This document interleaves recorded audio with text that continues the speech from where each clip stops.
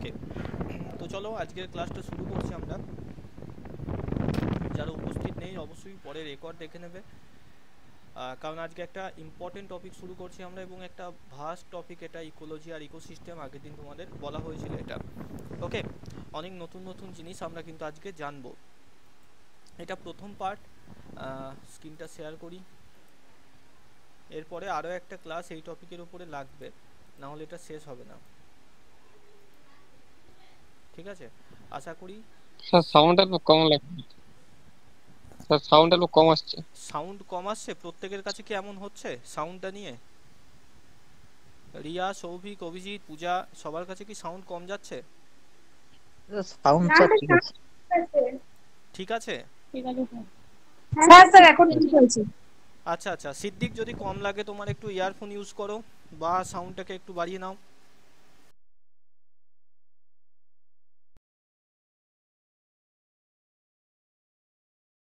Ecology and ecosystem food chain, ঠিক আছে। যদিও ফুড চেন এটা একদম শেষের দিকে আছে, আজকে আমরা ফুড চেন বা ফুড ওয়েব এবং ইকোলজিক্যাল পিরামিড নিয়ে আলোচনা করব না।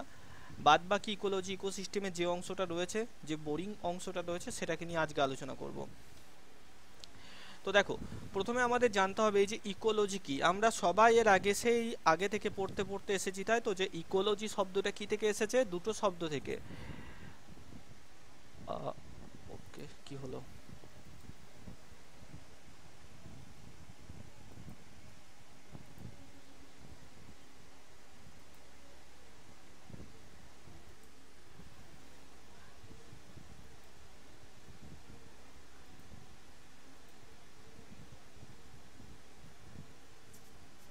আচ্ছা, শোনা যাচ্ছে? কি হলো মাইকটা? বেশ। হ্যাঁ স্যার, ওকে। ওকে ওকে, জানি না হঠাৎ করে মাইক্রোফোন অটোমেটিক মিউট হয়ে যাচ্ছে। যদি শোনা না যায় মাঝখানে ক্লাসে, মাইক অন করে বলবে তোমরা। আচ্ছা, তো যেটা বলছিলাম যে আমরা ইকোলজি আর ইকোসিস্টেম নিয়ে পড়বো। আমরা এর আগে থেকে বহুবার পড়ে এসেছি এই জিনিসটা, আগের ব্যাচগুলোতে যারা একাধিকবার ক্লাসগুলো করেছো পুরনো ব্যাচে, যে এই যে ইকোলজি শব্দটা দুটো শব্দ থেকে এসছে, তাই তো? একটা হচ্ছে কি ওইকস, আর একটা হচ্ছে লগস। ওইকস এবং লগস, এই দুটো গ্রিক শব্দ থেকে আমাদের ইকোলজি কথাটি এসছে। ঠিক আছে, ওইকস কথার অর্থ কি? বাসস্থান, অর্থাৎ প্রাণী যেখানে বসবাস করে। আর লগস কথার অর্থ কি? জানা। ঠিক আছে, তো এই যে কোন প্রাণী কোথায় বসবাস করে, কিভাবে বসবাস করে, কিভাবে জীবনযাপন করে, সেই সম্পর্কে যে জ্ঞান, যে জানা, যে পড়াশোনা, সেটাকেই আমরা ইকোলজি বলছি।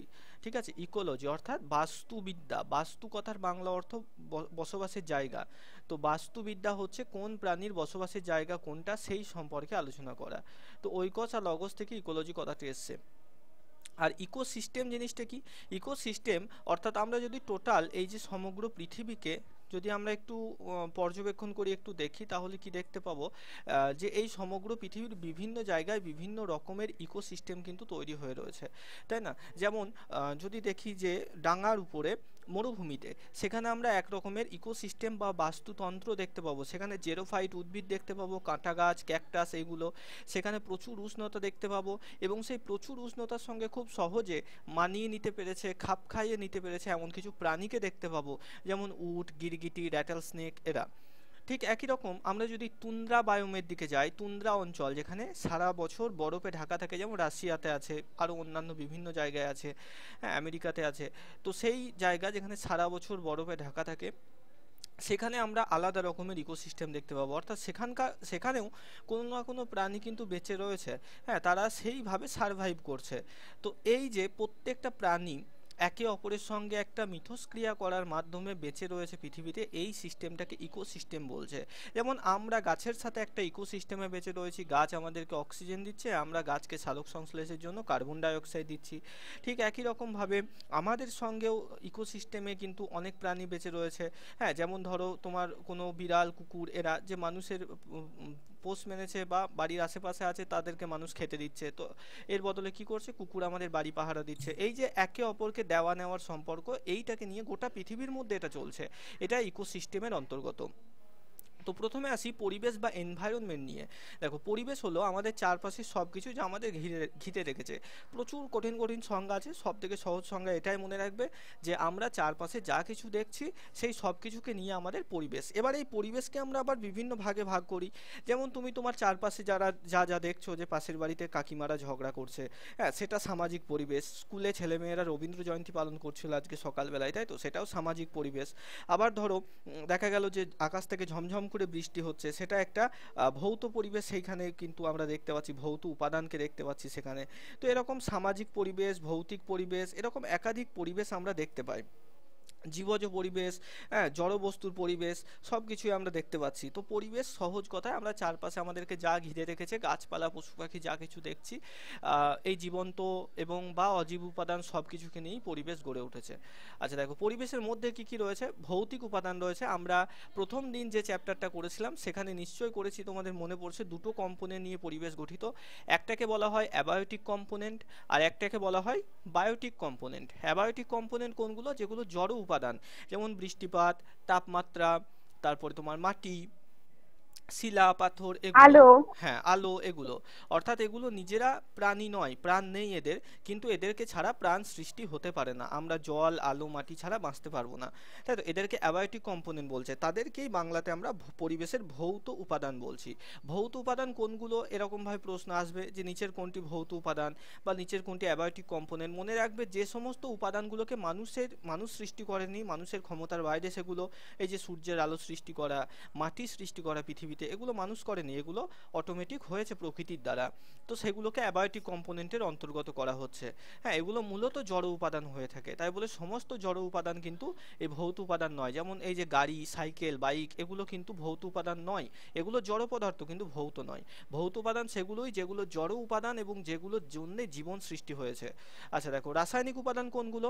আমাদের বায়ুমণ্ডলে যত রকমের গ্যাস রয়েছে, আজকে এই চ্যাপ্টারের শেষের দিন পড়বো আমরা বিভিন্ন পুষ্টি চক্র, সেখানে পড়বো কার্বন চক্র, নাইট্রোজেন চক্র, সালফার চক্র, ফসফরাস চক্র আর অক্সিজেন চক্র, আর একটা আছে পলল চক্র। তো এই 6টা চক্র আমাদের পড়তে হবে। তো এগুলো হচ্ছে রাসায়নিক উপাদান, পললটা বাদ দিয়ে। তো আমাদের বায়ুমণ্ডলে যেসব গ্যাসগুলো রয়েছে, কার্বন, হাইড্রোজেন, নাইট্রোজেন, অক্সিজেন, এগুলো সব হচ্ছে রাসায়নিক উপাদানের অন্তর্গত। এদেরকে কেমিক্যাল কম্পোনেন্টস বলা হয়। আর একটা হচ্ছে জৈবিক উপাদান, অর্থাৎ আমাদের প্রাণী, হ্যাঁ যত প্রাণ স্যার রয়েছে। কত কেটে কেটে যাচ্ছে। কেটে যাচ্ছে, সবার কাছে কেটে যাচ্ছে।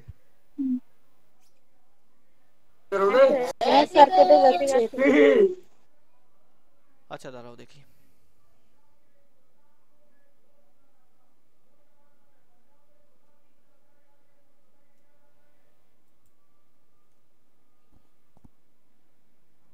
ঠিক আছে এখন দেখো তো।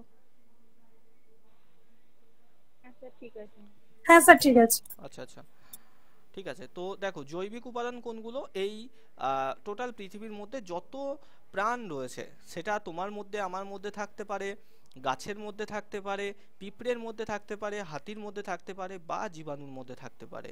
ঠিক আছে, তাদের সবাইকে নিয়ে জৈবিক উপাদান, যেটাকে আমরা কি পড়েছিলাম আগের দিন, বায়োটিক কম্পোনেন্ট, তাই তো।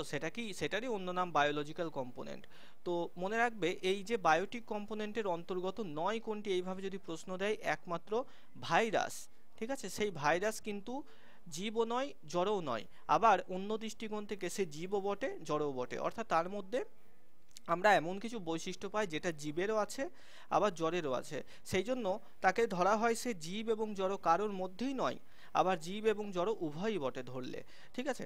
আচ্ছা তারপরে দেখো এই যে পরিবেশের উপাদান, সেই ক্ষেত্রে আমরা যদি দেখি, আমরা আগেই পড়েছি এটা, তোমরা রিলেট করতে পারবে ভালো। দেখো অ্যাবায়োটিক কম্পোনেন্ট কারা কারা, মাটি, জল, বিভিন্ন গ্যাস যেমন অক্সিজেন, কার্বন ডাইঅক্সাইড ইত্যাদি, আগুন, শক্তি, তাপমাত্রা, এরা সব হচ্ছে অ্যাবায়োটিক কম্পোনেন্ট।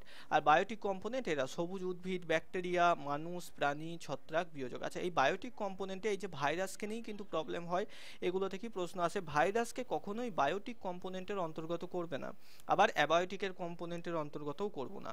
ঠিক আছে, ভাইরাস নিরপেক্ষ। আচ্ছা তারপরে দেখো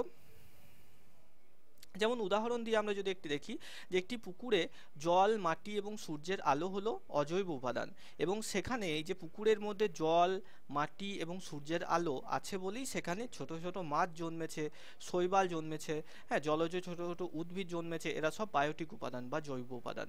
এই উপাদানগুলো একত্রে ইকোসিস্টেম, অর্থাৎ এবার এই পুকুরের মধ্যে দেখো একটা ইকোসিস্টেম তৈরি হয়ে গেল। যেখানে বায়োটিক আর অ্যাবায়োটিক কম্পোনেন্ট থাকবে সেখানেই ইকোসিস্টেম তৈরি হবে। পুকুরের মধ্যে জল, মাটি, সূর্যের আলো আছে, এবার সেখানে আস্তে আস্তে ছোট ছোট মাছ, বিভিন্ন পোকামাকড়, হ্যাঁ, শৈবাল, শ্যাওলা এগুলো জন্মালো। এবার এগুলোর মধ্যে একটা ইকোসিস্টেম হচ্ছে, ছোট মাছ বড় মাছকে খাচ্ছে, হ্যাঁ, ছোট মাছগুলো শ্যাওলাকে খাচ্ছে, এইভাবে বড় হচ্ছে, এইভাবে নিজের একে অপরের সাথে মিথস্ক্রিয়া করে বেঁচে রয়েছে, একটা ইকোসিস্টেম তৈরি হলো। এবারে সে ইকোলজি, দেখো ইকোলজি হলো দুটো শব্দ আমরা প্রথমেই বললাম, ওইকস থেকে এসছে, গ্রিক শব্দ। এইটা অনেক সময় দেয় যে কোন দেশের শব্দ, গ্রিক শব্দ ওইকস আর লোগস থেকে এসেছে। ওইকস কথার অর্থ হচ্ছে ঘর বা বাসস্থান, আর লোগস কথার অর্থ হচ্ছে সেটা নিয়ে গবেষণা করা বা পড়াশোনা করা। তো উদাহরণ যেমন একটি বনের মধ্যে গাছ, পশু, পাখি, কীটপতঙ্গ এবং সেগুলোর আশেপাশে জলবায়ু, মাটি ও জলের মধ্যে যে অন্তঃসম্পর্ক তৈরি হয় সেটাই ইকোলজি। অর্থাৎ একটা বন, সহজ ভাষায় যদি আমরা বুঝি যে একটা বন রয়েছে, সেই বনে বিভিন্ন প্রাণী রয়েছে, বাঘ, সিংহ, ভাল্লুক, হাতি, হরিণ ইত্যাদি ইত্যাদি রয়েছে, বিভিন্ন পাখি রয়েছে।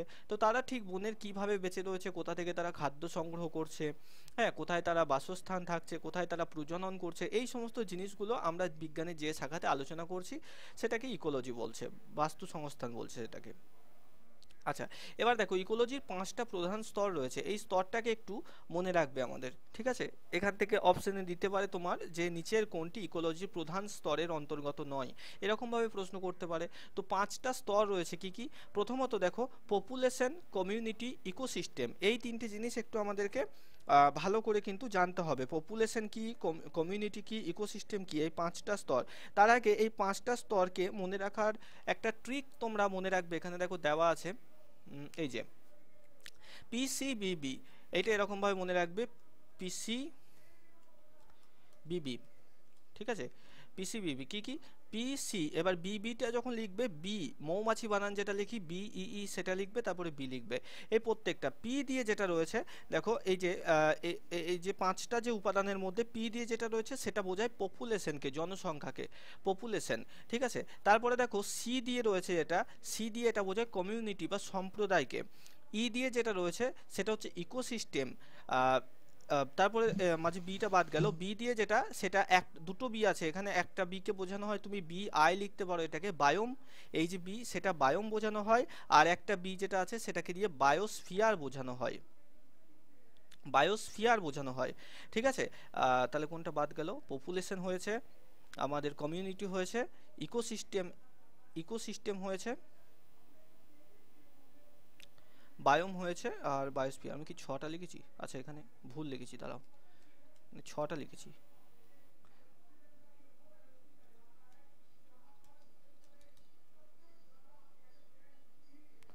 দাঁড়াও, এটাকে আমি একটু ঠিক করে দিই। এটাকে তোমরা মনে রাখবে P C B B E, ঠিক আছে? এটা দুটো ই হয়ে গেছে দুটো বি এর জায়গায়, তো এইটাকে মনে রাখবে, ঠিক আছে? এটা আমি ঠিক করে পিডিএফটা দিয়ে দেবো। PCBEE, পি ফর কি? পপুলেশন, ঠিক আছে, মানে একটা প্রজাতির সংখ্যাকে বোঝায়। সি দিয়ে কমিউনিটি বা সম্প্রদায়কে বোঝায়। ই দিয়ে, এইটা দিয়ে হচ্ছে ইকোসিস্টেমকে বোঝায়। তারপরে তোমার বি দিয়ে, একটা বি দিয়ে হচ্ছে বায়োম, আর একটা বি দিয়ে হচ্ছে বায়োস্ফিয়ার। এবার এই জিনিসগুলো কি আমাদের একটু জানতে হবে। দেখো এখানে হচ্ছে প্রথমে যখন আসছি আমরা পপুলেশনের দিকে, অর্থাৎ জনসংখ্যা, ঠিক যেমন আদমশুমারিতে জনসংখ্যা গণনা করা হয় তো 10 বছর পর পর, 2011-তে হয়েছিল 20 বছর পর পর গোনা হয় আদমশুমারি। ঠিক আদমশুমারিতে কি হয়? আদমি কাউন্ট করা হয়, আদমি মানে মানুষ।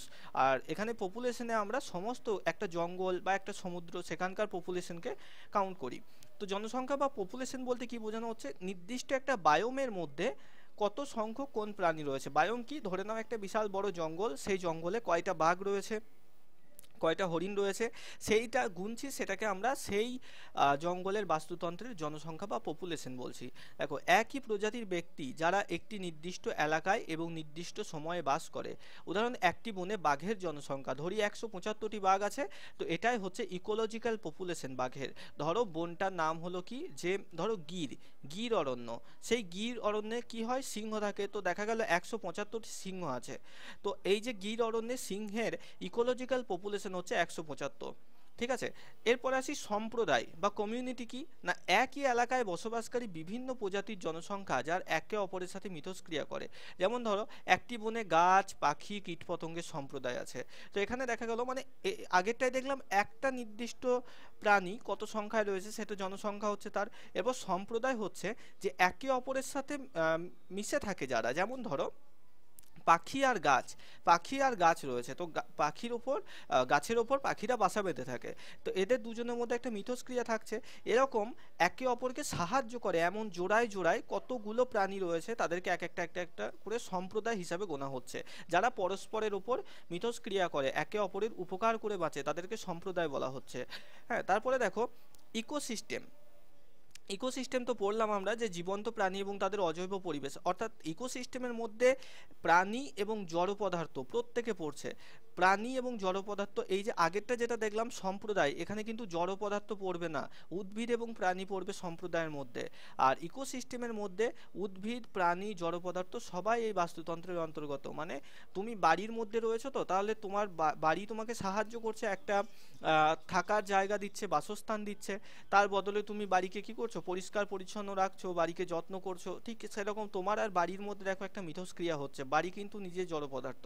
তো এরকম প্রত্যেকটা জীব, জড় এবং উদ্ভিদ একে অপরের সাথে মিথস্ক্রিয়া করে যে সিস্টেমটা চালায় সেটাকে আমরা ইকোসিস্টেম বলছি।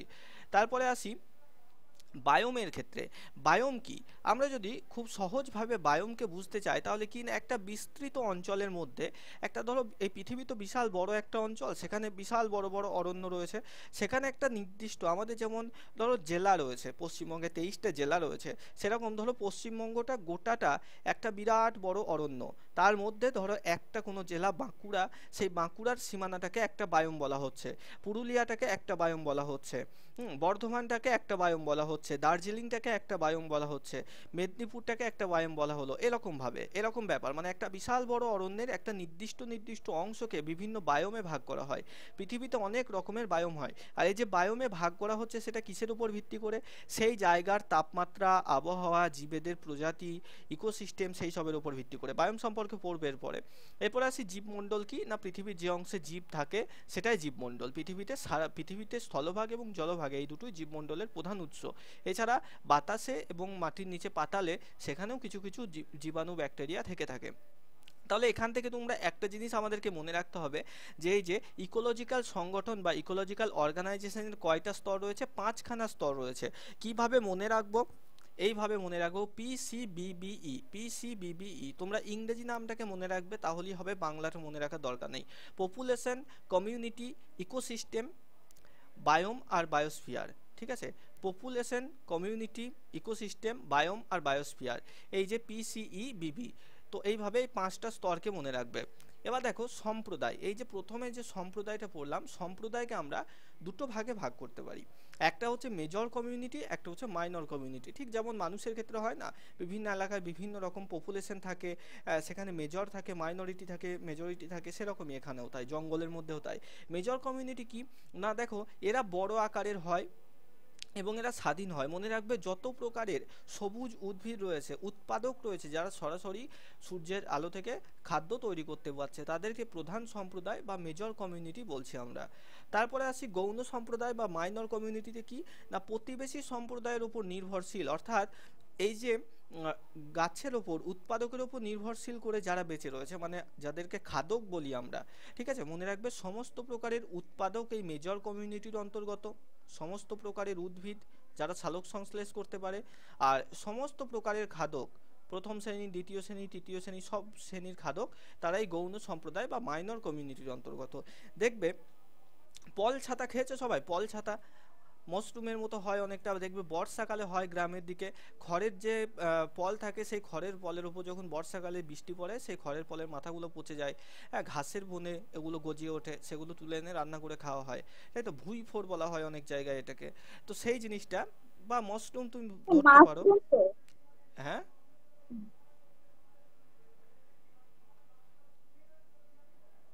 মাশরুম বলে তো ওগুলোকে। হ্যাঁ, মাশরুম মাশরুম বলে। তুমি বলতে পারো, তবে গ্রাম্য দিকে আমরা এগুলোকে পলচাতা, ভুঁইফোড় এইসবই বলে থাকি।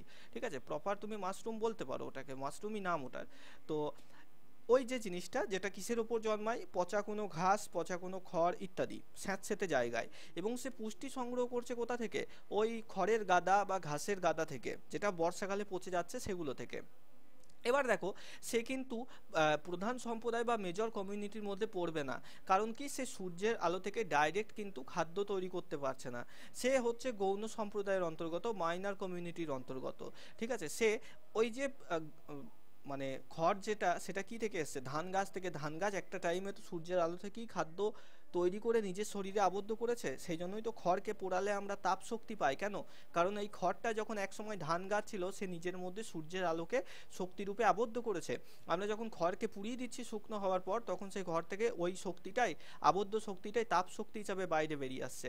ঠিক ওরকমই পুষ্টি পদার্থ খড় থেকে পাচ্ছে বা ঘাস থেকে পাচ্ছে, সেরকম। বা ধরো আমরা, আমাদের ক্ষেত্রে আমরা কিসের মধ্যে পড়বো বলো তো? অবশ্যই আমরা গৌণ সম্প্রদায়ের মধ্যে পড়বো। কারণ আমরা প্রত্যেকেই, প্রত্যেকটা প্রাণী খাদ্যের জন্য উৎপাদকের উপর নির্ভরশীল। তো এদেরকে গৌণ সম্প্রদায় বলা হচ্ছে। এরপরে আসি ইকোটোন সম্পর্কে। ইকোটোন, যেটাকে বাংলায় সংক্রান্তি অঞ্চল বলা হয়। তো এই সংক্রান্তি অঞ্চল বা ইকোটোন জিনিসটা কি? দেখো, আমরা দেখি যে আমরা গোটা পৃথিবীটাকে একটা ইকোসিস্টেমের অন্তর্গত তো করতে পারি না, একাধিক ইকোসিস্টেম রয়েছে, বাস্তুতন্ত্র বিভিন্ন রকমের রয়েছে। যেমন তুমি একবার পশ্চিমবঙ্গের ম্যাপটা ভাবো, আর দক্ষিণ চব্বিশ পরগনা জেলাটা ভাবো। তোমাদের মতো অনেকে থাকতে পারো দক্ষিণ চব্বিশ পরগনা থেকে। তো দক্ষিণ চব্বিশ পরগনার নিচের দিকটা সরাসরি কি হয়েছে, বঙ্গোপসাগরের সাথে মিশে গেছে, তাই তো। এবার সেই জায়গায় তুমি যখন যাচ্ছ, বা সমুদ্রে যারা বেড়াতে গেছো, দীঘাতে, পুরীতে, সি বিচে যারা গেছো, দেখবে গোয়াতে যারা গেছো, কি দেখবো যে একটা নির্দিষ্ট জায়গাতে এসে সমুদ্রের যে তটভূমি, সৈকত যেটাকে বলি আমরা, সেই সৈকত সমুদ্রের জলের সাথে মিশে যাচ্ছে, তাই তো। সেটা কি আমরা সমুদ্র সৈকত বা সি বিচ বলে থাকি। তো সেই জায়গাটায় দেখো, জলের সাথে স্থলভাগ মিশে যাচ্ছে, ওই লাইনটা বরাবর দুটো বাস্তুতন্ত্রের মিলন হয়ে যাচ্ছে। একটা হচ্ছে সমুদ্রের জলজ বাস্তুতন্ত্র, আর একটা হচ্ছে স্থলভাগের স্থলজ বাস্তুতন্ত্র। তো এই যে দুটো জায়গার মিলন হচ্ছে, এই জায়গাটাকে বলা হয় ইকোটন। বোঝা গেল? যেখানে দুটো আলাদা আলাদা বাস্তুতন্ত্রের মিলন হচ্ছে, সেটাকে ইকোটন বা সংক্রান্তি অঞ্চল বলা হয়। ধরো এইটা হচ্ছে ধরো সাহারা মরুভূমি, থর মরুভূমি ধরো। এবার থর মরুভূমি গোটা রাজস্থান মিলে তো নেই, গোটা রাজস্থানটাই যে মরুভূমি তা তো নয়। একটা বেশিরভাগ অংশ থর মরুভূমি, বা গোটা ভারতেই তো থর মরুভূমি নেই। এবার ধরো এই অংশটা থেকে আবার কৃষিকাজের উপযুক্ত জমি, এখান থেকে আবার মানুষ চাষবাস করছে, সব কিছু আছে। মানে এখানে শক্ত মাটি রয়েছে, বালি নেই, মরুভূমি নেই। তো এই যে জায়গাটা, যেখানে মরুভূমির সাথে এই কৃষিজ উর্বর জমি সংলগ্ন হয়েছে, যুক্ত হয়েছে, এই জায়গাটাকে আমরা ইকোটোন বলছি। আর একটু সহজভাবে বোঝাই, এটা ধরো সমুদ্র, এটা ধরো সমুদ্র, আর এইটা ধরো স্থলভাগ।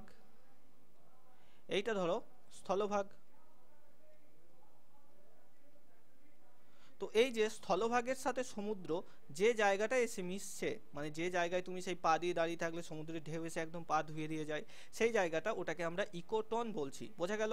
এবার এই ইকোটন কি? এই ইকোটনের মধ্যে যে জিনিসটা দেখা যায়, মনে রাখবে ইকোটনের বৈশিষ্ট্য এখানে এটাকে জীবের উত্তেজনার অঞ্চল বলে। উত্তেজনার অঞ্চল কেন বলা হচ্ছে? কারণ এখানে প্রচুর প্রজাতির জীব দেখা যায়। তুমি ওই জায়গায় দাঁড়ালে সেখানে স্থলভাগেরও বেশ কিছু জীব দেখতে পাবে, ব্যাঙ, সাপ, কাঁকড়া। আবার সেরকম জলভাগেরও কিছু জীব দেখতে পাবে, বিভিন্ন শামুক, হ্যাঁ, বিভিন্ন পাখি সেখানে উড়ে আসবে ওই যে শামুকগুলোকে খাওয়ার জন্য, তাই তো। বিভিন্ন ঝিনুক, সামুদ্রিক প্রাণী, সেগুলো দেখতে পাবে। অর্থাৎ জলভাগ এবং স্থলভাগ উভয় সম্প্রদায়ের প্রাণীদের আমরা ওই অংশটাতে দেখতে পাই মাঝে মাঝে। সেই জন্য এই জায়গাটাকে জীব সম্প্রদায়ের উত্তেজনার অঞ্চল বা জোন অফ টেনশন বলা হয়, মনে রাখবে, ইকোটন বা সংক্রান্তি অঞ্চলকে। ঠিক আছে, এটি রৈখিক, যেখানে প্রজাতির সংখ্যা ধীরে ধীরে বৃদ্ধি বা হ্রাস পায়। একসঙ্গে দেখা গেলে অনেক প্রজাতির প্রাণী সেখানে দেখতে পেতে পারো তুমি, কাঁকড়া, মাছ, ব্যাঙ, সাপ, অনেক রকমের প্রাণী সেখানে দেখতে পেতে পারো, আবার কমও দেখতে পারো, এটা নির্ভর করছে সময়ের ওপর।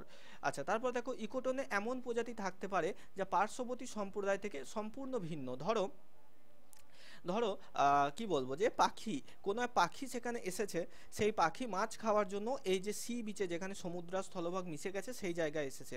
এবার সেই পাখি সে তো সমুদ্রে থাকে না, সে থাকে কোথায়, স্থলভাগে। তাহলে সমুদ্রের বাস্তুতন্ত্রের সম্পূর্ণ যে প্রাণীরা রয়েছে সমুদ্রে যারা থাকে, তাদের থেকে পাখি সম্পূর্ণ আলাদা একটা প্রাণী। তাহলে সেটাকেও কিন্তু আমরা ওই মিলন বা সংক্রান্তি অঞ্চলে দেখতে পেলাম। আবার একইভাবে ধরো সমুদ্র থেকে একটা পমফ্রেট মাছ সেখানে উঠে এসছে, একটা কচ্ছপ সেখানে উঠে এসছে, তো সেই কচ্ছপটাকে আমরা দেখতে পেলাম বা মাছটাকে আমরা দেখতে পেলাম, সেটা স্থলজ বাস্তুতন্ত্রের মধ্যে পড়ছে না, সেটা জলজ বাস্তুতন্ত্রের মধ্যে পড়ছে। তাহলে স্থলজ বাস্তুতন্ত্রের দৃষ্টিকোণ থেকে দেখলে ওই মাছটি ওই জায়গায় সম্পূর্ণ আলাদা একটা প্রাণী। তাই মাঝে মাঝে এই যে ইকোটোন অঞ্চলে সম্পূর্ণ আলাদা প্রজাতির প্রাণী পার্শ্ববর্তী বাস্তুতন্ত্রের থেকে আমরা লক্ষ্য করি। ঠিক আছে, আচ্ছা এত দূর পর্যন্ত কোনো সমস্যা আছে কিনা বলো, তারপরে নিচ বা কুলঙ্গি ওটা বুঝবো। এত দূর বোঝা গেছে সবার? না হলে বলবে, আবার রিপিট করব। বায়োমটা আরেকবার বলবেন? হ্যাঁ, বায়োম বল দেবো। আচ্ছা আর বলো বাকি। স্যার ইকোসিস্টেমটা একটু বললে ভালো হতো। ইকোসিস্টেম, ঠিক আছে। আর কারোর কোনোটা? বেশ, আমরা প্রথমে বায়োমটা বলি, তারপরে গণেশ জিজ্ঞেস করেছে ইকোসিস্টেম, ইকোসিস্টেমটা বলবো। বায়োমটা আমি এখানে নোট ডাউন করেছি, এরপরই আছে, তো দেখো এখনই বলে দিই। তো বায়োমে কি বলা হচ্ছে, দেখো এই ধরনের বায়োম হচ্ছে একটা নির্দিষ্ট অঞ্চলে নির্দিষ্ট জলবায়ুকে কেন্দ্র করে আমরা এই বায়োমটাকে ভাগ করে থাকি। যেমন ধরো তুমি এখনই রাজস্থানের থর মরুভূমিতে চলে গেলে, সেখানে এক রকমের জলবায়ু, সাংঘাতিক গরম পাবে।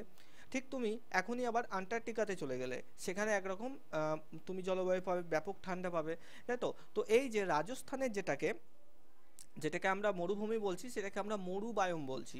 আর তুমি যখন আন্টার্কটিকাতে চলে গেলে, বরফে ঢাকা মহাদেশ, সেটাকে আমরা তুন্দ্রা বায়োম বলছি। ঠিক আছে, তো এরকম ভাবে জায়গার উপর ভিত্তি করে, জায়গার আবহাওয়া, সেই জায়গায় কি ধরনের জীব বাস করছে, তাদের উপরে ভিত্তি করে একটা নির্দিষ্ট অঞ্চলকে ঘিরে দেওয়া হচ্ছে। যেমন মরুভূমিতে মানে ওই নির্দিষ্ট একটা ধরো 5,000 বর্গমাইল অঞ্চল, ওই অঞ্চলটাকে বলা হলো যেটা হচ্ছে মরু বায়োম রাজস্থানের।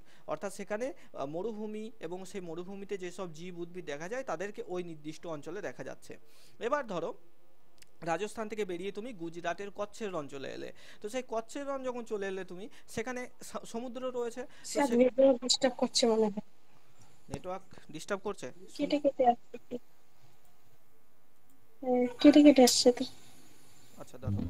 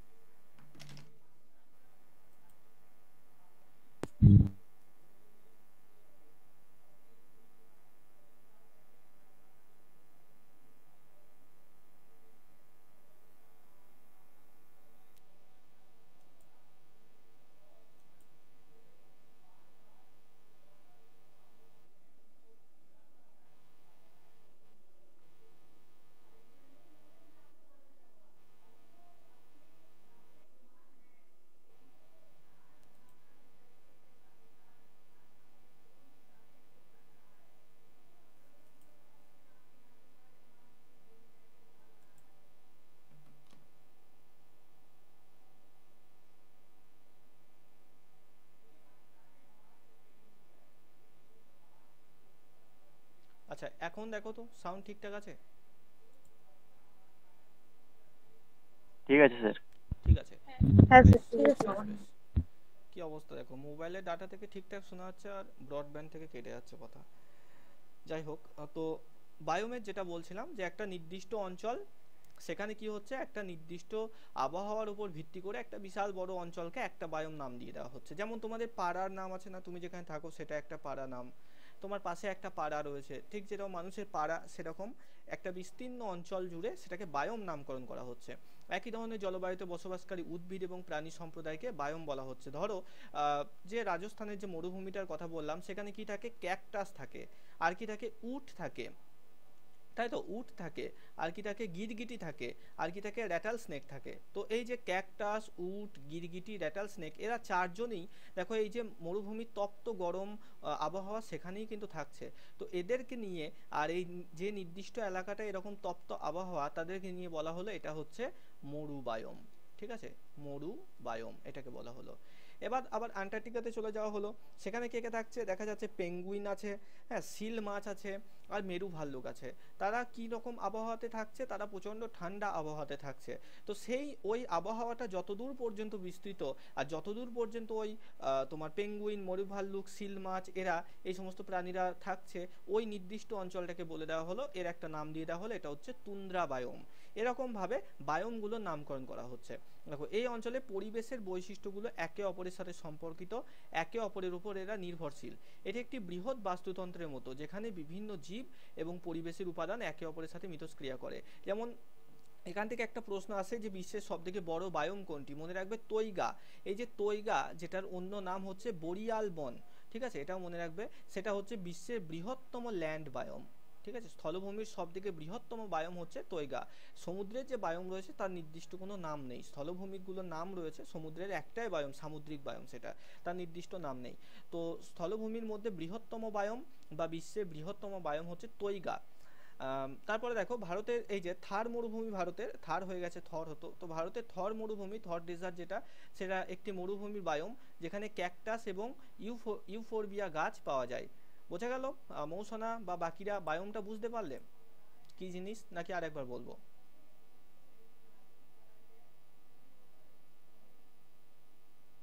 জান্নাতি, নাসরিন, গণেশ, সমৃদ্ধি। আচ্ছা ঠিক আছে, বায়োমের সংজ্ঞা থেকে আমাদের কোনো প্রশ্ন দরকার নেই যে বায়োম কাকে বলে, কি দরকার নেই, তবে বোঝার জন্য অবশ্যই দরকার। হ্যাঁ, এবার বায়োমের যে ভাগগুলো রয়েছে সেইগুলো থেকে প্রশ্ন আছে। আচ্ছা, এরপর গণেশ যেটা বলছিল আমাদের ইকোসিস্টেম। ইকোসিস্টেম জিনিসটা কি, যে দেখো গণেশ, তুমি আজকে সকাল থেকে কি কি কাজ করেছো? সকালে প্রথমত তুমি ঘুম থেকে উঠেছো, ঘুমানোর জন্য তুমি যে বিছানা ব্যবহার করেছিলে সেই বিছানাটা একটা জড় বস্তু, তার সাথে তুমি মিথস্ক্রিয়া করলে, অর্থাৎ তুমি তার সেটাকে ব্যবহার করলে। হ্যাঁ, তারপরে তুমি ঘর পরিষ্কার করলে, এটাও ঘর বাড়ি, সেটাও একটা জড় বস্তু, সেটাকে তুমি পরিষ্কার করলে, তার বদলে কি না তোমার ঘরটা পরিচ্ছন্ন থাকলো, তুমি একটা সুস্থ পরিবেশে থাকলে। তো এই যে জড় বস্তুর সাথে তুমি মিথস্ক্রিয়া করলে সকালে, এরপরে কি করলে, তুমি পুকুরে গেলে, সেখানে একটা মাছ ধরে এনে মাছটাকে খেলে রান্না করে। তো এখানে দেখো মাছের সাথে তুমি মিথস্ক্রিয়া করলে, অর্থাৎ মাছকে খাদ্য হিসাবে গ্রহণ করলে। তো এই যে আমরা সারা দিনে দেখো বিভিন্ন জীব এবং বিভিন্ন জড়বস্তুকে আমাদের বেঁচে থাকার জন্য কাজে লাগাচ্ছি, এইটাকেই বলা হচ্ছে মিথস্ক্রিয়া। অর্থাৎ প্রাণী বেঁচে থাকার জন্য যাদের সাহায্য নেয়, যাদেরকে কাজে লাগায়, সেই জিনিসটার সাথে ওই প্রাণীর ওটাকে মিথস্ক্রিয়া বলা হচ্ছে। ঠিক আছে, এবার এই সারা পৃথিবীতে, সারা পৃথিবীটা তো আমাদের জীবনের মধ্যে এত ছোট নয়, তো সারা পৃথিবীতে যত জায়গা রয়েছে সেখানে অসংখ্য প্রাণী, নিত্য অসংখ্য জড় পদার্থ, অসংখ্য অন্য প্রাণীর সাথে মিথস্ক্রিয়া করে বেঁচে রয়েছে। আর এই সিস্টেমটাকেই ইকোসিস্টেম বলা হচ্ছে, অর্থাৎ বিভিন্ন প্রাণী বিভিন্ন প্রাণীর উপর নির্ভরশীল, একে অপরের সাথে মিথস্ক্রিয়া করে বেঁচে রয়েছে, এমনকি বিভিন্ন জড় পদার্থের সাথেও আমরা মিথস্ক্রিয়া করি, সেটাই হচ্ছে ইকোসিস্টেম। গণেশ বুঝতে পারলে? ওকে, আচ্ছা এরপরে আসি আমরা নিচ বা নিচে, যেটাকে বাংলাতে কুলুঙ্গি বলা হয়, কুলুঙ্গি অঞ্চল। তো এই কুলুঙ্গি অঞ্চল কাকে বলে বা নিচ বা নিচে অঞ্চল কাকে বলে, আমরা আগে পড়েছি এগুলো। এটা অনেকটা কমন হতে পারে পুরোনো ব্যাচের স্টুডেন্টদের কাছে, যে কোনো একটা প্রাণী সে যে নির্দিষ্ট অঞ্চলটা থেকে তার বেঁচে থাকার রসদ সংগ্রহ করে, পুষ্টি পদার্থ সংগ্রহ করে, সেই অঞ্চলটাকে ওই প্রাণীর নিচ বা নিচে অঞ্চল বা কুলুঙ্গি অঞ্চল বলা হচ্ছে। যেমন কি ধরো রয়্যাল বেঙ্গল টাইগারের ক্ষেত্রে যদি বলি, সে তার বেঁচে থাকার রসদ মানে খাবার, পুষ্টি কোথা থেকে সংগ্রহ করবে? বাঘ তো বন থেকে সে সমুদ্রে আসবে না খাবার খোঁজার জন্য, সে বনেরই একটা নির্দিষ্ট অংশে সে শিকার করবে, হরিণ ধরবে, ছাগল ধরবে, গরু ধরবে, এসব করবে। ঠিক একই রকম মৌমাছি তার যে খাদ্য, যেটা মৌমাছি, প্রজাপতি, এরা ফুলের নেকটারকে বা ফুলের রসকে খাদ্য হিসাবে গ্রহণ করে, সেটা কোথা থেকে পাবে? ফুল থেকে পাবে। হ্যাঁ, সেটা তো ঘাস থেকে পাবে না।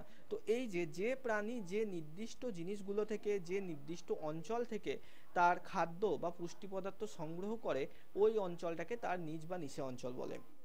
আমরা সহজ কথায় বলতে পারি যে আমাদের যে চাষের জমি রয়েছে, গ্রামের দিকে আমরা যারা থাকি, যে চাষের জমি রয়েছে, তোমার ধরো 5 বিঘা জমি রয়েছে, তো ওই 5 বিঘা জমি হচ্ছে তোমার নিচ বা নিচে অঞ্চল। সেখানে তুমি ফসল ফলাও, সেখান থেকে ধান হয়, সেই ধান থেকে আমরা চাল ভাত করে সেটাকে খাচ্ছি, তাই না? অর্থাৎ যে প্রাণী যে নির্দিষ্ট অঞ্চল থেকে তার বেঁচে থাকার জন্য পুষ্টি পদার্থ, খাদ্য সংগ্রহ করছে, সেই অঞ্চলটাকেই নিচ বা নিচে অঞ্চল বলা হচ্ছে।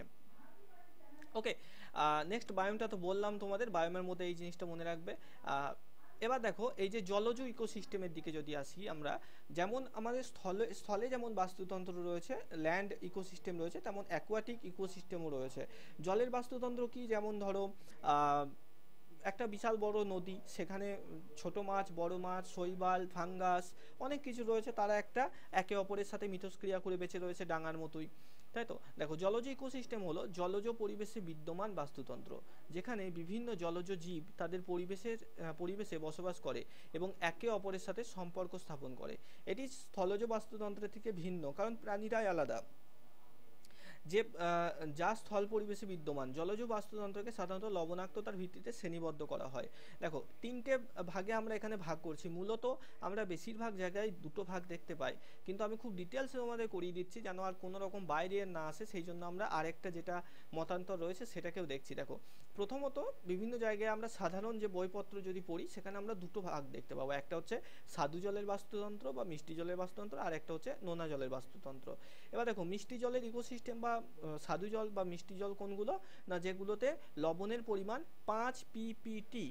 ppt মানে কি, পার্টস পার ট্রিলিয়ন, ঠিক আছে। পিপিটি 5 pptর কম, সেই ধরনের জলকে আমরা মিষ্টি জল বলে থাকি, ঠিক আছে। এটা চিনির মতো মিষ্টি নয়, মানে যেটা নোনা নয়, যেমন পুকুরের জল, হ্রদের জল, নদীর জল, টিউবওয়েলের জল, এগুলো। তো যে সমস্ত জলের দেখতে পাচ্ছেন না। দেখা তো যাওয়া উচিত, দেখা যাচ্ছে না কারোর কাছে? স্ক্রিন তো শেয়ার আছে, দেখা যাচ্ছে পুরো? দেখা যাচ্ছে? হ্যাঁ যাচ্ছে হ্যাঁ তো। আচ্ছা দেখা দেখো, যাচ্ছে না স্যার। আচ্ছা দেখা যাচ্ছে। দেখো তোমার সমস্যা হবে নেটওয়ার্কে, দেখো।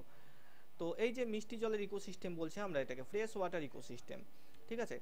তারপরে দেখো সামুদ্রিক ইকোসিস্টেম বা যেটাকে ম্যারিন ইকোসিস্টেম বলি, লবণাক্ত জলের ইকোসিস্টেমও বলতে পারি।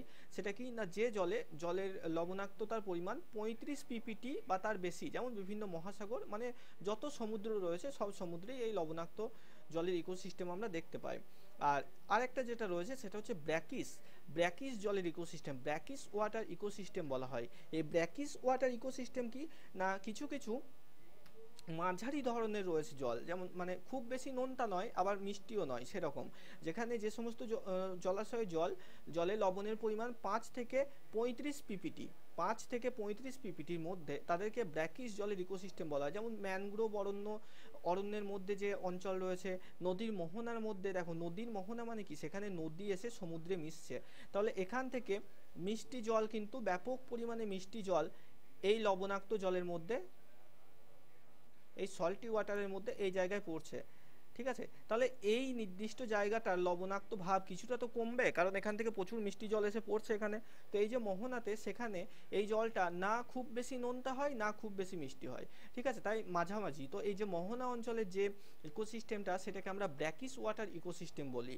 যদি প্রশ্ন আসে এবং অপশনে থাকে, সম্ভবত হয়তো এত ডিটেলসে দেবে না, যদি দেয় ব্র্যাকিস ওয়াটার ইকোসিস্টেম, তাহলে মোহনারটা কিন্তু আমরা সল্টি ওয়াটার করব না, তখন ব্র্যাকিস ওয়াটার করব, ঠিক আছে। পরবর্তী দেখি, পরবর্তী স্যার আরেকটা বলবেন তো, কি বললেন?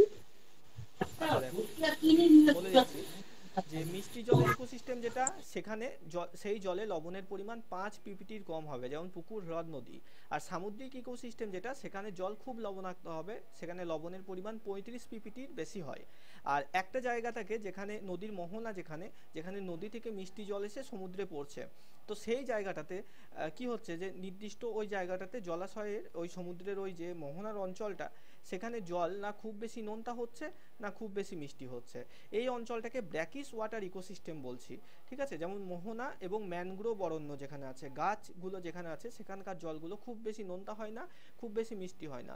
এখানকার জলের যে লবণাক্ততার পরিমাণ, সেটা 5 থেকে 35 pptর মধ্যে থাকে। আর 35 pptর বেশি হয়ে গেলে সেটাকে তখন আর ব্র্যাকিস বলবো না, সেটাকে তখন ম্যারিন ইকোসিস্টেম বা সামুদ্রিক ইকোসিস্টেম বলবো। ওকে, এরপরে দেখো, ক্লিয়ার। হ্যাঁ এরপরে দেখো, জলের প্রবাহমানতার উপর ভিত্তি করে আমরা দুটো ভাগে আবার একে ভাগ করতে পারছি। কি কি, একটাকে বলা হচ্ছে লোটিক ইকোসিস্টেম, আর একটাকে বলা হচ্ছে লেন্টিক ইকোসিস্টেম। যদি আমরা পুকুরকে দেখি, পুকুরের যে জল, দেখো এরকম একটা খনন থাকে, তো এর মধ্যে জলটা থাকছে, এটা কিন্তু স্ট্যাটিক থাকছে, স্থির থাকছে, বাইরে থেকে কোনো জল আসছেও না বেরিয়েও যাচ্ছে না। তো এটাকে স্থির জলের বাস্তুতন্ত্র বলা হচ্ছে। অপরদিকে যদি আমরা গঙ্গা নদীর কথা বলি, তাহলে দেখো এখান থেকে জল আসছে, প্রবাহিত হচ্ছে, একবারে গিয়ে মোহনাতে সমুদ্রে মিশছে, আবার এদিক দিয়ে বরফ গলে জল আসছে। তো নদীর জলকে যদি দেখি সেটা সবসময় প্রবাহমান, কিন্তু পুকুরের জল, হ্রদের জল, খালের জল, তোমার যে মাছের অ্যাকোয়ারিয়ামের মধ্যে যে জল আছে সেগুলো সব কি, সেগুলো স্থির জল। তো এই দুটোর উপর ভিত্তি করে দুটো বাস্তুতন্ত্রতে ভাগ করা হচ্ছে, একটাকে বলা হচ্ছে স্থির জলের বাস্তুতন্ত্র, একটাকে বলা হচ্ছে প্রবাহমান জলের বাস্তুতন্ত্র।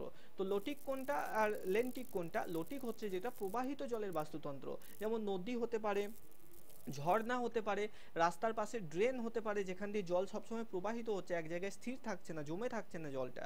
সেই জায়গায় যে বাস্তুতন্ত্র, যেসব প্রাণী জন্মগ্রহণ করছে, উদ্ভিদ জন্মগ্রহণ করছে, সেটাকে নিয়ে যে বাস্তুতন্ত্র তৈরি হচ্ছে সেটাকে আমরা লোটিক ওয়াটার ইকোসিস্টেম বলছি। ওকে, দেখো প্রবাহিত জলকে মূলত লোটিক বাস্তুতন্ত্র বলা হয়। মাধ্যাকর্ষণ শক্তির প্রভাবে ভূমির ঢাল অনুসারে উঁচু থেকে নিচুর দিকে বয়ে চলা জলরাশিকে প্রবাহমান জলরাশি বলে। আর এই জলরাশিতে যে বাস্তুতন্ত্র গড়ে ওঠে তাকেই লোটিক বাস্তুতন্ত্র বলা হচ্ছে, যেমন ঝর্ণা, ড্রেন ইত্যাদি। ঠিক আছে, এই জিনিসটা কিন্তু কনফিউজ হবে না যে কোনটা লোটিক আর কোনটা লেন্টিক। লোটিক বাস্তুতন্ত্র হচ্ছে প্রবাহমান, এটা আমি এখানে লিখে স্যার দিচ্ছি, তোমরা যখন নোট ডাউন করবে লিখবে এটাকে। বলো প্রবাহমান, বলো কোনো সমস্যা? স্যার বলছি না স্যার। সমুদ্র জলও তো প্রবাহমান, তাহলে ওটা কি লটিক জল হবে? সমুদ্রের জল না, সমুদ্রের বাস্তুতন্ত্রকে আমরা লটিকে ফেলতে পারি না। লটিক মূলত ছোট জায়গার হয়ে থাকে, সমুদ্রের জল তো বিস্তৃত অঞ্চল, সেটাকে সমুদ্রটাকে আমরা লেন্টিকেই ফেলতে পারি এটাকে। ঠিক আছে, কারণ সমুদ্রের মধ্যে আমরা যখন সুনামি দেখি, ঝড় ঝঞ্ঝা দেখি, সেগুলো মানে পুকুর হ্রদের মতো স্থির জল এটাই দেখা যায় না, তাই লটিকে ফেললে সেটা একটু ভুলই হবে সমুদ্রের জলটাকে। ঠিক আছে, লেন্টিক, লেন্টিক কি ঠিক এর উল্টো। আচ্ছা, হ্যাঁ, আচ্ছা লেন্টিকটা দেখো, লেন্টিকের যে শব্দটা সেটা কোথা থেকে এসছে? ল্যাটিন শব্দ লেন্টাস থেকে এসছে, এটা মনে রাখবে। ল্যাটিন শব্দ লেন্টাস থেকে এই যে লেন্টিক শব্দটা এসছে। এখানে কি বলা হচ্ছে? লেন্টিক জলরাশি অর্থাৎ ধীর বা স্থির বা স্থায়ী প্রকৃতির। হ্যাঁ, এই জলাশয়ের মধ্যে রয়েছে হ্রদ, পুকুর, জলাভূমি, জলাধার, হিমবাহ, আগ্নেয়গিরি ক্রিয়াকলাপ, টেকটনিক গতিবিধি, ভূতাত্ত্বিক প্রক্রিয়া দ্বারা অববাহিকা দখল, লেন্টিক সিস্টেমগুলো এগুলো আবদ্ধ থাকে, মানে জলটা আবদ্ধ থাকছে একটা জায়গায়, প্রবাহ হতে পারছে না এখান থেকে ওখানে। ঠিক আছে, আচ্ছা ইকোসিস্টেম, এরপরে আসি ইকোসিস্টেমের কার্যাবলী, ফাংশন অফ ইকোসিস্টেম। দেখো এখানে আমরা দুটো জিনিস জানবো, ইকোলজিক্যাল সাকসেশন। সাকসেশন কি? আমরা ইতিহাসে পড়েছি যে দেখবে একটা রাজার মৃত্যু হলে তার ছেলে আবার রাজা হয়ে যায়, তার মৃত্যু হলে তার ছেলে রাজা হয়ে যায়, তাই না? এইটাকে, এই প্রসেসটাকে আমরা সাকসেশন বলে থাকি, উত্তরাধিকার। তো সেই জিনিসটা ইকোসিস্টেমের উত্তরাধিকার চক্র রয়েছে। যেমন কি ধরো ধরো তোমার বাড়ির সামনে যে রাস্তা রয়েছে, এটা দেখবে আমরা খুব খেয়াল করি, সেই রাস্তায় নতুন পিচ পড়লো বা নতুন সিমেন্ট দিয়ে সেই রাস্তাটা তৈরি করা হলো। দেখবে প্রথম কয়েকদিন রাস্তাটা খুব ঝরঝরে তত্তরে থাকে, তারপরে আস্তে আস্তে ছোট ছোট ছোট ছোট ঘাস জন্মাতে থাকে। ঠিক আছে, এই যে ছোট ছোট ছোট ছোট ঘাস যারা প্রথম এসে জন্মাচ্ছে ওই রাস্তার ওপর, তাদেরকে প্রাইমারি সাকসেসর বলা হচ্ছে। তারা হচ্ছে প্রথম প্রথম সেখানে জন্মগ্রহণ করছে। কিছু মাস পরে দেখা যাবে ওই ঘাসগুলো থেকে আরো বিভিন্ন প্রজাতির বড় বড় ঘাস সেখানে জন্মালো, তারা মধ্যম মানের। আর অবশেষে দেখা যাবে ঝোপঝাড়ের রাস্তা ভর্তি হয়ে গেল বাড়ির উঠোন। ঠিক আছে, সেটা হচ্ছে একদম অন্তিম কালের। এবার এই জিনিসটা বাস্তুতন্ত্রে কিভাবে কার্যকর দেখো, এই যে সাকসেসরদের আমরা তিনটে ভাগে ভাগ করি। এখানটা দেখো, একটা হচ্ছে প্রাইমারি সাকসেশন, একটা হচ্ছে সেকেন্ডারি সাকসেশন, আর একটা হচ্ছে ফাইনাল সাকসেশন। কি কি হয়ে থাকে? যে ধরো একটা নতুন পাথরের ওপরে একদিনে বন গড়ে ওঠে না, প্রথমে শ্যাওলা জন্মায়, তারপরে লাইকেনের মতো ছোট ছোট জীবগুলো আসে, তারপরে ছোট গাছ আসে, তারপরে বড় বড় গাছ জন্মায়। ধরো তোমার একটা জমি, সেই জমিটা নিয়ে ধরো বাবা আর কাকার মধ্যে ঝামেলা হয়েছে। এবার সেই জমিটাতে কি না একদম পড়ে আছে, কেউ চাষ করে না। সেখানে কি হবে? আস্তে আস্তে প্রথমে ছোট ছোট ঘাস জন্মাবে প্রথমে, তাই তো, চাষ না করলে। এরপরে সেই ছোট ছোট ঘাস থেকে একটু বড় গুল্ম জাতীয় গাছ, যেমন আকন্দ গাছ, জবা ফুলের গাছ, হ্যাঁ, এরকম ছোট ছোট ঝোপঝাড় জাতীয় গাছগুলো জন্মাবে। এরপরে তাও যদি তুমি জমিকে ব্যবহার না করো, ফেলে রেখে দাও, এরপরে আম আম না হোক, ধরো যেসব ধরো শিমুল তুলোর গাছ, তুলোর বীজ উড়ে এলো, সেখানে শিমুল তুলোর গাছ হয়ে গেছে বহু বছর পড়ে থাকার পর। বা অন্যান্য বৃক্ষ জাতীয় যে রকম গাছগুলো রয়েছে, শিরীষ গাছ, বট গাছ, অশ্বত্থ গাছ, এরকম বড় বড় কাষ্ঠল প্রকৃতির বড় বড় গাছ সেখানে জন্মে গেল। তো দেখো তিনটে ধাপে হচ্ছে, প্রথমে ছোট্ট ছোট্ট ঘাস জন্মেছিল, আমরা সেটাকে কোনো রকম পরিবর্তন করি নাই, তারপরে ঝোপঝাড় জন্মেছে, সেখানে পরিবর্তন করিনি, তারপরে পার্মানেন্ট বড় বড় গাছের জঙ্গলে সেটা পরিণত হয়ে গেল। ঠিক এইভাবে প্রতিটা ইকোসিস্টেম কিন্তু তৈরি হচ্ছে, প্রতিটা বন জঙ্গল তৈরি হচ্ছে। দেখো প্রাইমারি সাকসেশন বলা হচ্ছে এমন এলাকা যেখানে পূর্বে কোনো সম্প্রদায় ছিল না, অর্থাৎ এমন একটা ফাঁকা জমি, একদম ধরো ক্রিকেট খেলার পিচ, ছোটবেলায় যেটা খেলতে একদম চাঁচা ছোলা, কি সুন্দর একটা, তাই না? এরপরে খেলা বন্ধ হয়ে গেল, আস্তে আস্তে বর্ষাকালে সেখানে প্রথম প্রথম কিন্তু ঘাস জন্মাতে শুরু করলে। এর আগে কোনো রকম উদ্ভিদ প্রাণী সেখানে জন্মায়নি। তো প্রথম যারা জন্মাচ্ছে তারাই প্রাইমারি সাকসেশনের মধ্যে পড়ছে। মূলত ছোট ছোট উদ্ভিদ যেমন লাইকেন, মস, ফার্ন, শ্যাওলা, এরাই মূলত প্রাইমারি সাকসেশন হয়ে থাকে। ঠিক আছে, যেমন লাভা প্রবাহের পর নতুন ভূমিতে লাইকেন বা শ্যাওলা বৃদ্ধি পাচ্ছে। আচ্ছা, তারপরে দেখো সেকেন্ডারি সাকসেশন হচ্ছে এই যে লাইকেন, শ্যাওলা এরা আছে, এদের পরে এদের থেকে একটু বড় উপজাতি যে সমস্ত ঘাসগুলো জন্মাচ্ছে তাদেরকে সেকেন্ডারি সাকসেশন বলা হচ্ছে। হ্যাঁ, এবং তারপরে লাস্টে হচ্ছে এক সময়তে যখন ফাইনাল সাকসেশন যে স্টেজটা আছে, আমি এটা এখানে লিখিনি, সেখানে পার্মানেন্টলি সেই সমস্ত গাছগুলো জন্মে যাচ্ছে। ঠিক আছে, একটি সহজ উদাহরণ দিয়ে আমরা যদি দেখি, একটি খালি বা শুষ্ক জমিতে প্রথমে শক্ত শক্ত ঘাস জন্মায়, এরা হলো প্রাইমারি সাকসেশন। একদম প্রথমে দেখবে ঘাস জন্মাবে, প্রথমেই তো বড় বড় গাছ হয়ে যাবে না, তারপরে সেখানে বিভিন্ন ভেষজ উদ্ভিদ জন্মাবে। হ্যাঁ, যেমন বাকস পাতার গাছ, তুলসী পাতার গাছ, এরকম ছোট ছোট ঝোপঝাড় জাতীয় গাছগুলো জন্মাবে। এরপরে ছোট ছোট গাছ আরো ছোট, তারপরে একসময় ঘন বন তৈরি হয়ে যায়, তাই না? তো এই জিনিসটাকে বলা হচ্ছে ইকোসিস্টেমের সাকসেশন। এটা বোঝা গেল ইকোলজিক্যাল সাকসেশন কি, বোঝা গেল ইকোলজিক্যাল সাকসেশন। এটা হতে বহু বছর সময় লাগে, ঠিক আছে, অল্প সময়ের মধ্যে এটা হওয়া সম্ভব নয়। বলো নাসরিন, বুঝতে পেরেছো? ওকে, গণেশ, সৌভিক, আচ্ছা ঠিক আছে, বেশ। এটা কিন্তু হতে বহু বছর, দেখো কখনো দশক, কখনো হাজার হাজার বছর কিন্তু লেগে যায়। ঠিক যেভাবে আমাদের পৃথিবীতেও হয়েছে, তাই না? ইকোলজিক্যাল সাকসেশন প্রথমেই তো আমরা চলে আসছিনি। প্রথমে আমরা যেমনটা পড়েছি, আমরা তো কেউ জানি না এটা, বিজ্ঞানে যেমনটা পড়েছি, প্রথমে এক কোষে অ্যামিবা হয়েছিল, তাহলে অ্যামিবা সেখানে হয়ে গেল কি প্রাইমারি সাকসেশন, প্রথম জীব অ্যামিবা হলো। অ্যামিবা থেকে আস্তে আস্তে দ্বিকোষী প্রাণী, বহুকোষী প্রাণী তৈরি হয়ে আস্তে আস্তে আস্তে আস্তে অস্ট্রালোপিথেকাস, হোমো ইরেক্টাস, হোমো হ্যাবিলাস, এইসব নিয়ানডারথাল, তার মধ্যে দিয়ে হোমো সেপিয়েন্স আমরা এলাম, তাই না? তাহলে এই যে মানুষ বা প্রাণী, যে প্রাণীরা রয়েছে বর্তমানে, তাদেরও পূর্বপুরুষ রয়েছে, ছোট ছোট প্রাণী থেকে আস্তে আস্তে হয়েছে। ঠিক সেরকম বন জঙ্গলেও এই সাকসেশন দেখা যায়, প্রাণীর ক্ষেত্রেও দেখা যায়। এটা হতে বহু কোটি কোটি বছর সময় লাগে। এরপরে এই যে পর্যায়গুলো যদি দেখি আমরা, প্রথম পর্যায়ে এই যে সাকসেশনের তিনটে পর্যায় থাকে। প্রথম হচ্ছে পায়োনিয়ার প্রজাতি বা পায়োনিয়ার স্পিসিস, কাদের বলা হয়? সবার প্রথম যারা জন্মগ্রহণ করছে, ওই যে সবার প্রথম জমিতে যারা জন্মেছিল। ধরো তোমার ছাদটাকে ধরো নতুন ছাদ তৈরি করলে, তারপরে দুটো তিনটে বর্ষা খাওয়ার পর দেখবে প্রথমে ছোট ছোট শ্যাওলা জন্মাবে, তারা হচ্ছে কি যে পায়োনিয়ার প্রজাতি। প্রথম জমিতে যে ছোট ছোট জিনিসগুলো আমরা দেখতে পাচ্ছি, লাইকেন, শ্যাওলা, এরা। মধ্যবর্তী পর্যায় কাদের বলা হচ্ছে, বা মধ্যবর্তী প্রজাতি কাদের বলা হচ্ছে? ইন্টারমিডিয়েট স্পিসিস হচ্ছে তারা, ঘাস, গুল্ম, অর্থাৎ পায়োনিয়ার স্পিসিসের পরে যারা জন্মাচ্ছে। আর ক্লাইম্যাক্স স্পিসিস কাদের বলা হচ্ছে, বা ক্লাইম্যাক্স কমিউনিটি কাদের বলা হচ্ছে? এই যে যখন বড় বড় গাছ জন্মিয়ে সেটা পরিপক্ক সম্প্রদায়, স্থিতিশীল, স্ট্যাটিক হয়ে গেল, খুব সহজে তাকে আর সরাতে পারবে না, সেটা হয়ে গেল ক্লাইম্যাক্স সম্প্রদায়। ঠিক আছে, এরপরে দেখো বাস্তুতন্ত্রের মাধ্যমে শক্তি প্রবাহ। বাস্তুতন্ত্রের মাধ্যমে শক্তি প্রবাহ, দেখো শক্তি প্রবাহ হলো, এটা নিয়ে আমরা যদিও পরের দিনকে পড়বো, তাও একটু আমরা বলে দিই শক্তি প্রবাহ বাস্তুতন্ত্রে কি না। এই ছবিটা একটু দেখো, সূর্য থেকে সালোক সংশ্লেষের মাধ্যমে এই যে প্লান্ট বা উদ্ভিদ, তারা শক্তিকে নিজের শরীরে আবদ্ধ করছে, তাই তো? আবদ্ধ করলো। এবার এই যে ঘাসকে ধরো এরকম ছোট একটা ইঁদুরে খেলো, তাহলে ঘাসের মধ্যে যে শক্তি আবদ্ধ ছিল সেটা ইঁদুরের শরীরে চলে গেল। ইঁদুরটাকে যখন বাজ পাখিতে খেলো, বাজ পাখির শরীরে সেই শক্তিটা চলে গেল। ধরো এটা হচ্ছে শক্তি, এই লাল রঙের জিনিসটা। এই ঘাসকে ইঁদুরে খেলো, ইঁদুরের গায়ে চলে এলো শক্তি। ইঁদুরকে পাখিতে খেলো, পাখির গায়ে চলে এলো শক্তি। পাখিটা যখন মারা গেল, পাখির যে মৃতদেহ সেটা পচে পচে এরকম ফাঙ্গাস, ব্যাকটেরিয়া, এদের মধ্যে সেই শক্তিটা চলে এলো।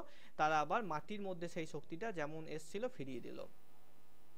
ঠিক আছে, তো এই যে জিনিসটা দেখো, এনার্জি ফ্লো, এটা সব সময় একমুখী হয়, মনে রাখবে। সব সময় 1 নম্বর পয়েন্ট মনে রাখবে, এটা হয় সব সময় একমুখী। একটু ভালো করে দেখো যে ঈগল পাখিতে খেতে পারবে, ঈগল পাখিকে কখনো ইঁদুরে খেতে পারবে না। অর্থাৎ ইঁদুর থেকে শক্তি সবসময় ঈগল পাখিতে যাবে। ঈগল পাখি থেকে শক্তি কি ইঁদুরের গায়ে আসবে? আসবে না, কারণ ঈগল পাখিকে তো ইঁদুরে খাবে না, ইঁদুর কি সবসময় ঈগলে খাবে। তো এই জন্য শক্তির প্রবাহ সবসময় কোন দিক থেকে কোন দিকে হয়? উৎপাদক থেকে, অর্থাৎ উদ্ভিদ থেকে সর্বোচ্চ খাদকের দিকে হয়ে থাকে। সর্বোচ্চ খাদক, আচ্ছা সর্বোচ্চ খাদক এইসব জিনিসটা কি? দেখো, যারা সৌরশক্তি থেকে সূর্যের আলো থেকে সরাসরি খাদ্য তৈরি করতে পারছে তাদেরকে আমরা প্রডিউসার বা উৎপাদক বলছি। হ্যাঁ, যেমন ঘাস, গাছপালা এরা। তৃণভোজী বা প্রাইমারি কনজিউমার বা প্রথম স্তরের খাদক, প্রাথমিক খাদক কাদের বলছি? যারা ঘাসকে ডাইরেক্ট খেয়ে নিচ্ছে, গরু ছাগলেরা, তারা হচ্ছে প্রাথমিক খাদক। এবার ওই প্রাথমিক খাদকদের যারা খাচ্ছে, ধরো ব্যাং, সাপ, হাইনা, শেয়াল, এরা যে গরু ছাগলকে খাচ্ছে, পঙ্গপালকে খাচ্ছে, ঘাস ফড়িংকে খাচ্ছে, এরা হচ্ছে এই যে ব্যাং, সাপ, এদেরকে বলা হচ্ছে দ্বিতীয় স্তরের খাদক বা সেকেন্ডারি কনজিউমার। আর এই দ্বিতীয় স্তরের খাদকদেরকে যারা খাচ্ছে তাদেরকে বলা হচ্ছে শীর্ষ মাংসাশী বা টপ কার্নিভোরাস টেরিটরি কনজিউমার। ঠিক আছে, বাজ পাখি, বাঘ, এদেরও পরবর্তী আরেকটা স্তর থাকে যাদেরকে আমরা সর্বভুক বলি, যেমন আমরা, ভাল্লুক, এরা অমনিভোরাস বলা হয়। ঠিক আছে, সর্বভুক। তো এই যে প্রত্যেকটা খাদক, প্রাথমিক খাদক, দ্বিতীয় স্তরের খাদক, তৃতীয় স্তরের খাদক, এটা আশা করি আমাদের বোঝা গেল। তো খাদ্য শৃঙ্খলে এই যে উৎপাদক থেকে সর্বদা সর্বোচ্চ খাদক, অর্থাৎ এই যে বাজ পাখির পরে এই যে ব্যাকটেরিয়া, এত দূর পর্যন্ত শক্তির প্রবাহ হয়। দ্বিতীয় বৈশিষ্ট্য যেটা আমাদের মনে রাখতে হবে, যে শক্তি যখন প্রবাহিত হচ্ছে, এই শক্তিটা পরিমাণে কমে যায়, পরিমাণে কমে যায়। ঠিক আছে, গাছের মধ্যে যদি আমরা 100 কিলো ক্যালোরি শক্তি আবদ্ধ করে, এই ইঁদুর যখন খাবে তার 10% তার দেহের মধ্যে যাবে, অর্থাৎ মাত্র 10 কিলো ক্যালোরি শক্তি সে পাবে। ইঁদুরকে যখন বাজ পাখিতে খাবে সে তার মাত্র 1 কিলো ক্যালোরি শক্তি পাবে, অর্থাৎ 90% করে কমে যায় শক্তি প্রতিটা খাদকের দেহে। ঠিক আছে, এটা কেন হয়? লিন্ডেম্যানের সূত্র অনুসারে, আমরা পরের দিন পড়বো সেগুলো, জিপিপি এনপিপিটা তার জন্য একটু বুঝবো। ওকে, তো এতদূর পর্যন্ত আশা করি বোঝা গেল।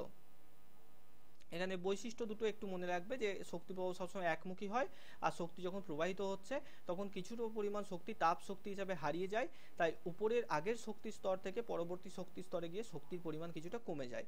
এতদূর বলো, প্রত্যেকে বুঝতে পেরেছো কিনা আজকে? কারো কোনো সমস্যা থাকলে বলো।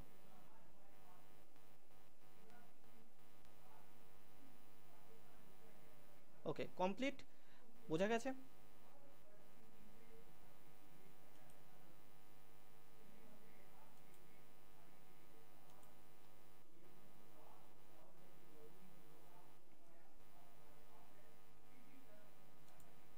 আচ্ছা ঠিক আছে, বেশ। তো এটাকে একটু দেখে নিও, কালকে এটার উপর প্রশ্ন দেবো, গ্রুপে করবে। ওকে, আর নেক্সট দিন আমরা খাদ্য শৃঙ্খল, খাদ্য জাল এবং খাদ্য পিরামিড এগুলো সম্পর্কে পড়বো। ওকে, তো চলো আজকে শেষ করছি এখানে। গুড নাইট সবাইকে।